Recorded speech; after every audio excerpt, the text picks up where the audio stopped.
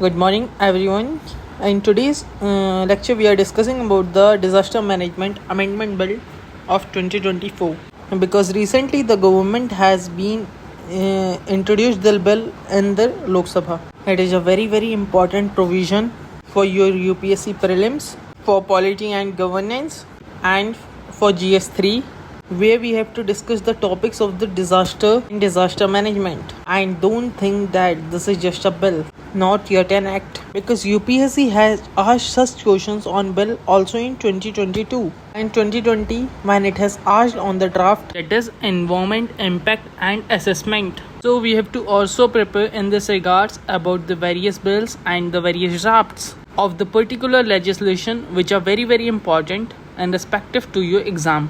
So I am predicting that this year in mains, this question has a high amount of chance to become. Now when we talk about disasters in India, we have to talk about data, and in your main answer, it is very appreciative if you are actually including the data. Or maybe in the conclusion, maybe a significant part of your body. So we have to understand, according to the United Nations Office for Disaster Risk, India is among the top 3 nations most number of natural disasters, where India is just coming after China and USA with around 321 number of natural disasters in 2000 to 2019, while China being the first with 577 natural disasters with 2000 to 2019. Also, according to Down to Earth report, which has compiled the various data from IMD from various ministries in the country, has found that all 36 Indian states and UTs had reported extreme weather events in 2023. Extreme weather events are heat waves, cyclones, cloud burst, snowfall, floods, heavy rains, flash floods, lightning, and storms. All of the same are increasing over a period of time.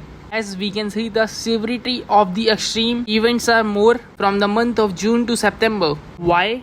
Because we have the summer months and the Indian monsoon, where mostly we find landslides, we have flash floods, we have cloudburst events. We have this amounts of incidents during these times, during summer months, and this is also the period of the monsoon month. So we are extremely prone to climate related events. Also, by a study of Drabo and Memby in 2015, they have concluded that natural disasters and migration have a direct relation. That means increasing number of disasters will be definitely be displaying a lot of people, both internally within the nation and also internationally migrants, refugees. So we have to understand that increasing the number of disasters, also disasters in general, both natural and man-made, they can increase the risk of migration, refugees all across the world. Also has been seen from 1975 to 2000. So please do not forget to use this studies, use this research, your answers. And also you can simply draw a diagram or graph to illustrate this. Your examiner will be very happy by seeing this, because in mains you have to actually be very unique. You have to quote some things which are not quoted by others. Now when we try to look into the architecture of the natural disaster, Disaster Management Act of 2005, we have the particular act implemented across various levels of the government. First, at the center level, we have the NDMA, it is Natural Disaster Management Authority, and where we have the National Executive Committee, which is also trying to aid and advise and also trying to have an executive council and executive control over the NDMA. This is at the center level. Apart from this, we also have Cabinet Committee for Security, Cabinet Committee on Management of Natural Calamities, High-Level Committee, and the National Crisis Management Committee, which are also participating in NDMS function. We also have the National Institute for Disaster Management and have the National Disaster Response Force, and also we have the National Disaster Mitigation. At the center, we have this kind of architecture.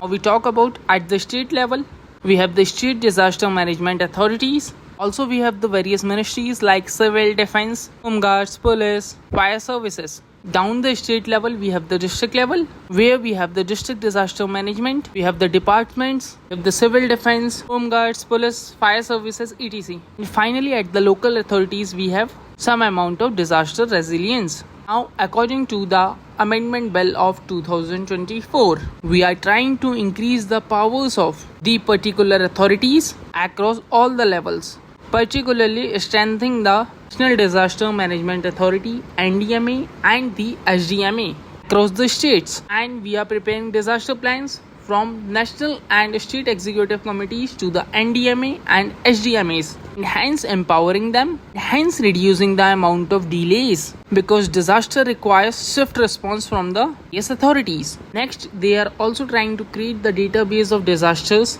at both the levels, that is national and the state level. They will include disaster assessment, fund allocation, expenditure, mitigation plans and risk observance based on the type of severity. And finally, a very important provision of this bill would be making it mandatory for all the states to have a state disaster response force, because till now it is a voluntary practice by most of the states, but now by this act it will be a mandatory practice that all of the states must be having their own SDRF. And the next provisions are actually granting statutory status to pre-act bodies, that is the bodies which were prevalent before 2005 Act of Disaster Management, such as the National Crisis Management Committee and the Inter-Ministerial High-Level Committee for Financial Assistance, because we have to give the statutory recognition, because they are extremely important when we are talking about the coordination of national disasters or state-related disasters and the various release of financing aspect of the same. Next, we also having a very important body known as the Urban Disaster Management Authority, which will be set up at all state capitals and large cities with MCs. MC stands for Municipal Corporation, because we now know that the issue of urban flooding, issue of heat waves and many more, these all are having the severe impacts on the urban India. And that is why we need a specific body for this. They should be a special body known as City Level Disaster Management Plans. They are supervised by the Municipal Corporation Development. Also, apart from this, we will also having the rule making powers, where the central government will be setting the terms and conditions, services and appointments of NDMA. Also, the central would be empowering the National Executive Committee with coordinations of various states, because it has been seen that recently, in the last 5-6 years, coordination with the national and the state authorities related to disaster management has been very poor, due to which a lot of lives has been lost. So that is why particular focus is emphasized on the National Executive Committee to coordinate various, and also the authorities will be empowered. A new section 60A will be introduced, where central and states can be directing the various individuals who are not following the directions of the various disaster management priorities, and they can also be levied penalties for non-compliance. So these are the various detailed provisions which we have discussed. I request all of you to please note down and understand. Now we are going to discuss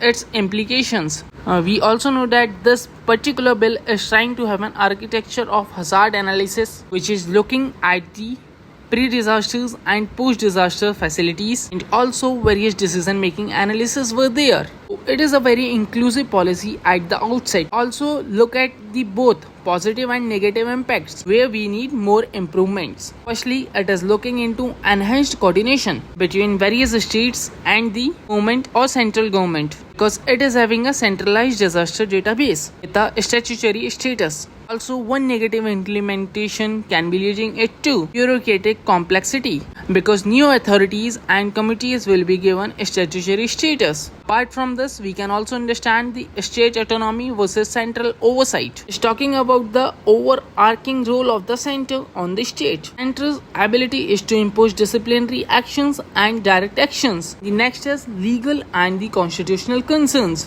because there is no specific entry in union or state list for disaster management. At last, finally, we have 7 targets to decrease disaster mortality by 2030, decrease the number of affected people by 2030, economic loss by 2030, infrastructure damaged by 2030, and to increase the national local authorities by 2020 and international cooperation by 2030, and the various amount of information sharing practices by 2030. So this is all about the Disaster Management Amendment Bill 2024. I hope you understood all the concepts. The persons who are not getting clear it, comments on the section. I will answer each and every questions regarding it. Thank you. Meet you soon with a new video lecture.